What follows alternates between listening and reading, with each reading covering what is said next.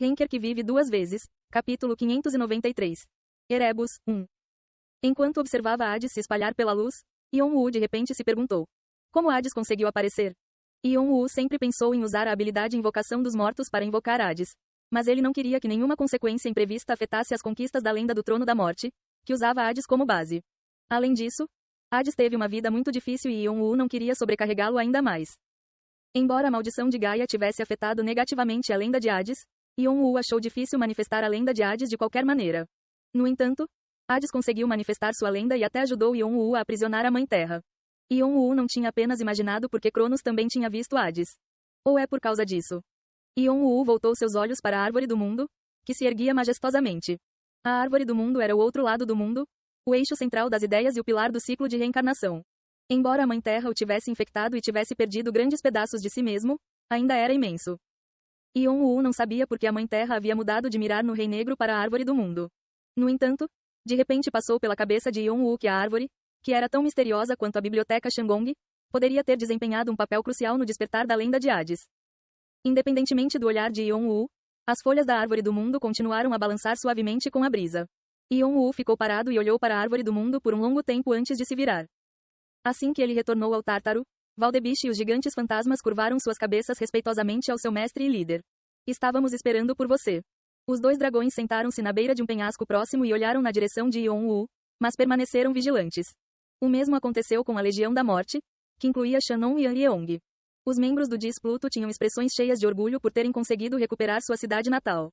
A atmosfera de excitação no ar não parecia que iria diminuir tão cedo. No entanto, na frente da seita Shan e do exército demônio oriental. Se você realmente pensar sobre isso, estamos do mesmo lado. Você se opõe aos gigantes, assim como nós, certo? Sim, além disso, acabamos de decidir. Se quiser, você pode ser nosso rei e nós, titãs, serviremos você. Lixo, se você não tivesse nos traído desde o início, não teríamos passado por isso. Cale-se, quando você nos considerou aliados? Você. A cena caótica era como uma briga em um bazar. Foi ridículo ver titãs e gigantes discutindo entre si enquanto estavam acorrentados. Erlang Shen, o príncipe Neza e Agares riram do ridículo da cena. É um pouco engraçado pensar como essas coisas dominaram o mundo celestial por tanto tempo. Acho que nem precisamos mais vigiá-los. Jormungandr, que havia descido ao Tártaro com Fenrir, estalou a língua e olhou para Yon-Woo. Nosso mais velho tomou a decisão unilateralmente, mas você entende que nossa sociedade, como a seita Shan, não formou uma aliança com você pela bondade de nossos corações, certo? Claro, quando Yon-Woo assentiu calmamente, Jormungandr sorriu como se tivesse Yon-Woo em alta conta. Bom, você não é como os mortais que não têm muito a oferecer, mas se sentem no direito de tudo, ou como seres transcendentes que colocam sua honra e glória acima de tudo. Você é racional e sabe como fazer um acordo. De qualquer forma, não acho que minha visão sobre você esteja errada, então vamos saldar nossas dívidas mais tarde. Yon-Woo entendeu que Jormungandr quis dizer que eles resolveriam as coisas depois que ele estabilizasse o Tártaro, avançasse para o Erebo e recapturasse o Olimpo. Isso significava que Jormungandr não planejava algemar Yon-Woo ou manter seu tempo como refém, negociando melhores condições. A consideração de Jormungandr não deu escolha a Yon-Woo a não ser expressar sua gratidão. Então, Niflheim retornará ao mundo celestial. Jormungandr confirmou que Yon-Woo entendeu o que ele estava dizendo e lentamente se virou. Hel reagiu como se tivesse sido atingida por um raio. Segundo o irmão, qual é o significado disso? Eu nem disse meus cumprimentos ainda. Tenho que pegar seu autógrafo, apertar sua mão, estabelecer um canal pessoal, tirar fotos e, se possível, ganhar um abraço, e... Cale-se, você é a principal razão pela qual estamos voltando agora. Estamos voltando. Fim da história. Não, espere, só mais 5 minutos. Não, mais 3 minutos. Só 1 minuto. Aceito. Se eu não conseguir um autógrafo, então pelo menos um aperto de mão. Ou apenas uma mecha de cabelo. Eca. Jormungandr engoliu Hel, abriu um portal e desapareceu no mundo celestial. Os membros de Niflheim que acompanhavam Jormungandr sorriram sem jeito. Latido. Fenrir, o único dos irmãos que sobrou, balançou sua grande cabeça de um lado para o outro como se estivesse insatisfeito por estar associado a seus irmãos. Aos olhos de Erlang Shen e do príncipe Neza, o comportamento de Fenrir não era diferente do de Hel, e ficou pasmo. Expressões apareceram em seus rostos. Fenrir não se importou e simplesmente ficou ao lado de Agares. O que você fará conosco agora? Como representante dos titãs? Selene se ajoelhou na frente e olhou para Yon-Woo cuidadosamente, com os olhos tremendo. Agora que Yon-Woo estava em vantagem na guerra e seu caminho para o Olimpo estava bloqueado, o destino dos titãs estava nas mãos de Yon-Woo. Ela queria persuadir Yon-Woo, certa de que ele estava furioso com eles. Ela esperava poder convencê-lo a ser um pouco mais tolerante, mesmo que ele a aprisionasse no Tártaro novamente. Agora que não temos mãe nem irmão, não temos como superar esta situação. É melhor nos curvarmos repetidas vezes e esperarmos pela próxima oportunidade, não importa quando ela surgir. Eles encontraram uma chance depois de ficarem presos no Tártaro por milhares de anos, porque isso não poderia acontecer novamente. Selene não tinha dúvidas de que surgiria uma chance se esperassem o suficiente. No entanto, este era o pior cenário para eles, e se Yon-Woo quisesse alguma coisa deles, ela e os outros titãs ofereciam a eles sem qualquer escrúpulo se conseguissem sair do maldito Tártaro. Você é o sucessor de Hades, e também usou a coroa de Cronos antes disso. E Cronos era o grande rei dos titãs. Assim, você é nosso novo rei. Você, quero dizer, se Vossa Majestade desejar, eu, Selene e os outros titãs iremos adorá-lo como nosso rei e segui-lo obedientemente. Selene e os titãs foram desconectados do Olimpo. Então eles não tinham as notícias mais recentes da identidade de Yon-Woo. No entanto, como sabiam que Yon-Woo havia passado no teste de Cronos, eles estavam oferecendo sua servidão a ele. Cronos, que havia retornado à sua forma Vigrid, assistia tudo divertido. Hahaha, mesmo quando subi ao trono, esses imprestáveis sempre esperaram por uma chance de me pegar de surpresa e me apunhalar pelas costas. É muito engraçado ouvi-los ainda falando bobagens. Eles estão te fazendo de bobo, filho. O que você vai fazer sobre isso? Cronos estava insinuando que os titãs não tinham mais ninguém para apunhalar pelas costas. Então eles agora estavam implorando a seu filho, que possuía uma personalidade bela e brilhante.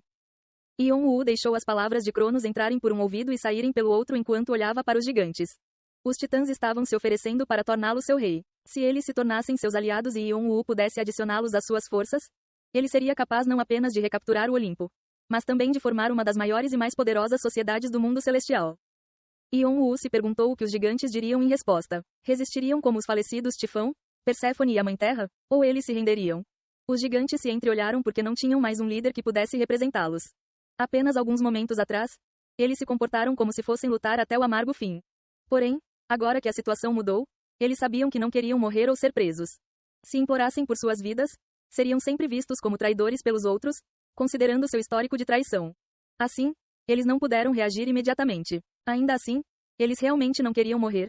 Então um gigante relativamente perspicaz falou: Nós também serviremos. Poupe o fôlego. Eu já decidi o que fazer com vocês. Eu só estava dando a vocês a chance de dizer suas últimas palavras, mas mudei de ideia. Yon-Woo falou em tom zombeteiro, mas o titã e os gigantes apenas o ouviram dizer. Últimas palavras. 5 Sua Majestade, nosso rei. Por favor, não seja assim e ouça o que temos a dizer. Você sabe quais são meus problemas com os 3 principais deuses do Olimpo. Eles sempre foram muito tolerantes com você. As faíscas devem ser apagadas antes que se transformem em chamas. Em um instante, uma sombra negra se espalhou pelo chão, e correntes surgiram das sombras e se enrolaram nos pescoços e membros do titã e dos gigantes. Clank. Não, não. Ajuda, salve-nos. Como imortais, os titãs e gigantes ficaram horrorizados com a punição da morte. Alguns até se levantaram e tentaram fugir. Mas o exército demônio oriental e a seita Shan nem precisaram agir, já que as correntes começaram a se mover mais rápido e devoraram seus alvos. As correntes lançaram os titãs e gigantes aleatoriamente nas sombras. Os ossos dos titãs e gigantes se estilhaçaram enquanto seus corpos se dobravam em ângulos bizarros. Membros decepados saltaram brevemente antes que a sombra os sugasse, seus gritos ecoando por todo o Tártaro. Rachadura, rachadura. Clante.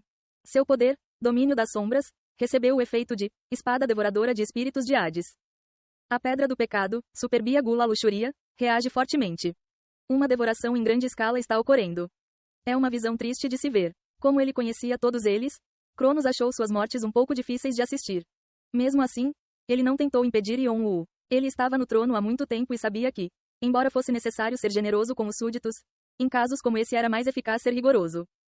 Nós dissemos que nomearíamos você como rei. Selene, que trabalhou como intermediária entre Taifon e gigantes, rastejou para fora da sombra para agarrar o tornozelo de Yon-Woo. No entanto, não havia poder em suas mãos. Metade do seu corpo espiritual já havia sido arrancado e devorado. Yon-Woo olhou para ela e sorriu. Não se preocupe, ainda tenho um pouco de consciência. Você tem o que? Como você pode dizer isso com uma cara tão séria? Cronos olhou para seu filho com uma expressão exasperada. Aceito seu desejo sincero de me nomear rei. Ah, hahaha, que coração grande e uma consciência linda você tem, filho. Enquanto Cronos ria atrás dele, Yon-Woo chutou o torso moribundo de Selene de volta para o pântano de sombras.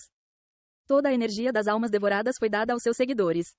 SSS. Yon-Woo distribuiu todos os poderes devorados uniformemente entre o gigante fantasma, os 2 dragões e Diz Plutão.